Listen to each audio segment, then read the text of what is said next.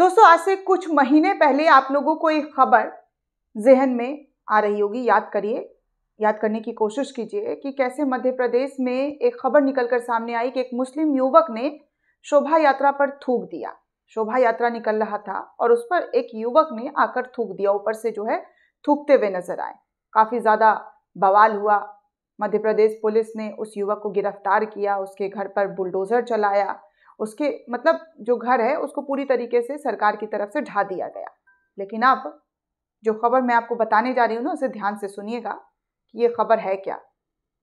जो उस वक्त कार्रवाई हुई थी और अब जिसने आरोप लगाया था, जो इल्ज़ाम लगाया था, वो तमाम आरोप इल्ज़ाम लगाने वाला मुकर गया है। उसे याद ही नहीं है कि ऐसा भी कुछ हुआ है। जी हाँ दोस्तों, मध्य प्रदेश में पिछले कई सालों से बुलडोज़र की कार्रवाई हो रही है, जैसा कि उत्तर प्रदेश में बुलडोज़र से कार्रवाई होती हुई नजर आती है। ठीक वैसे ही शिवराज सिंह चौहान ने बुलडोज़र को अपना हथकंडा बनाया था। हालांकि शिवराज सिंह चौहान मध्य प्रदेश के सीएम तो रहे नहीं, मोहन यादव अब बन चुके हैं, लेकिन शिवराज सरकार जब वहां पर थी तो कैसे वहां पर बुलडोज़र के आड़ में निर्दोषों के घर ढाए जाते थे और कैसे उन लोगों के घर को उजाड़ दिया जाता था, सिर्फ और सिर्फ शक के बिना पर। सोचिए, शक के बिना पर एक शख्स का पूरा जो घर है वो बुलडोज़र से तोड़ दिया जाता है, जिसमें पूरी जमा पूंजी लगाई जाती है। एक घर बनाने में आप सभी को पता है कि किस कदर पूंजी लगाई जाती है, पैसे खर्च होते हैं।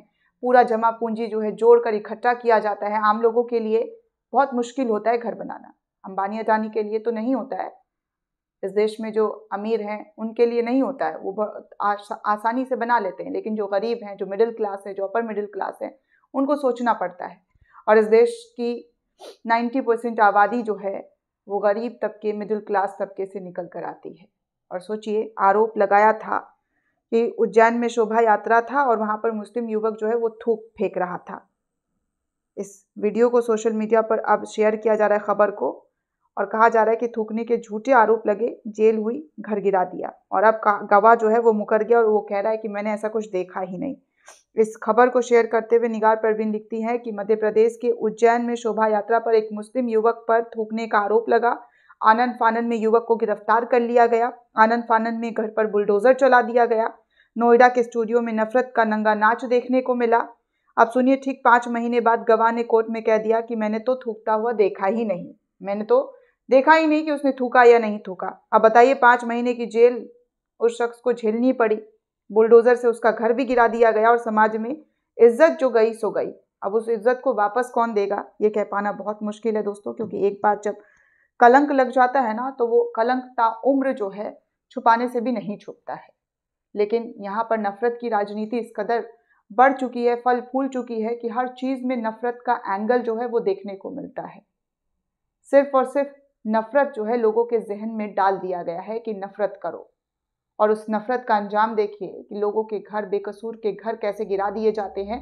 और अब वो गवाह खुद ही कह रहा है कि उन्हें तो पता ही नहीं था कि वो थूक रहा था या नहीं थूक रहा था।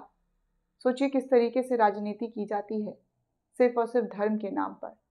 धर्म को टारगेट करके ये तमाम चीज़ें की जाती है। और अब दूध का दूध, पानी का पानी हो गया है कि कैसे उस पर गलत इल्ज़ाम लगाया गया था और उसके साथ इतना अन्याय हुआ, उस शख्स पर इतना ज़्यादा जुल्म हुआ है, इसके बारे में सिर्फ और सिर्फ हम सोच कर ही सिहर जाते हैं। लेकिन जिस पर बीतता है दोस्तों, वही जानता है, और दूसरा कोई नहीं जान सकता। आप पे या आपके साथ गलत होगा तो वो सिर्फ आप जान सकते हैं, आप समझ सकते हैं। दूसरा आपको संतावना दे सकता है, हाँ ऐसा नहीं होना चाहिए था, ऐसा नहीं होता। लेकिन जो आपने यातना झेली है ना, जो आपको महसूस हुआ है, वो दर्द कोई नहीं बांट सकता है।